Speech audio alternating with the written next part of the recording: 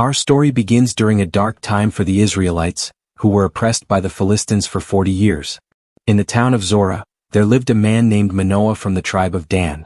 Manoah's wife was barren and had no children. One day the angel of the Lord appeared to her and said, "You are barren and childless, but you are going to become pregnant and give birth to a son. Be sure not to drink wine or any other fermented drink and avoid eating anything unclean. You will give birth to a son whose head is never to be touched by a razor, for he is to be a Nazirite, dedicated to God from birth. He will begin to deliver Israel from the hands of the Philistines." Amazed, the woman hurried to tell her husband about the angel's message. Manoah prayed, asking the Lord to send the angel again to teach them how to raise the boy. God answered his prayer, and the angel returned, repeating the instructions. Manoah's wife must follow everything commanded. In time she gave birth to a son whom they named Samson. As he grew, the Lord blessed him, and the Spirit of the Lord began to stir in him while he was in Mahaneh Dan, between Zorah and Eshtaol. As a young man, Samson went to Timnah, where he saw a Philistine woman. He returned and told his parents, "I have seen a Philistine woman in Timnah, now get her for me as my wife." His parents were shocked, asking, "Isn't there an acceptable woman among your relatives or our people? Must you go to the uncircumcised Philistines?" But Samson insisted, "Get her for me, she's the right one."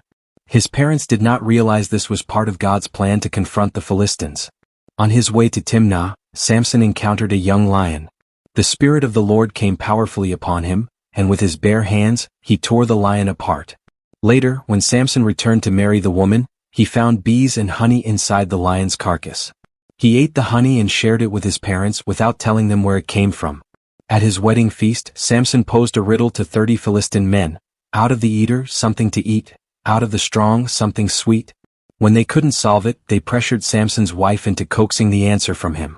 On the 7th day they gave the answer, enraging Samson. He struck down 30 men, took their clothes, and gave them to those who had solved the riddle.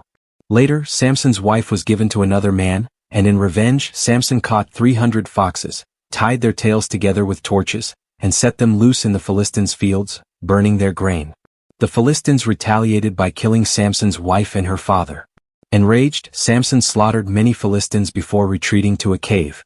When the Philistines came to capture Samson, the Spirit of the Lord empowered him again. He broke free from his ropes, grabbed the jawbone of a donkey and killed 1,000 men. As he grew thirsty, God miraculously provided water from a rock to refresh him. Samson's story continued with his downfall when he fell in love with Delilah.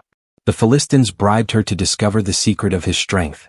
After much persistence, Samson finally revealed that his strength came from his uncut hair. Delilah betrayed him, and the Philistines captured him, gouging out his eyes and imprisoning him.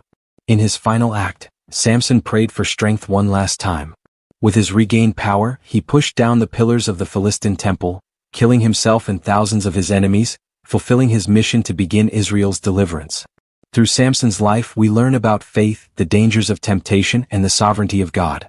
Although flawed, Samson was used by God to accomplish great things.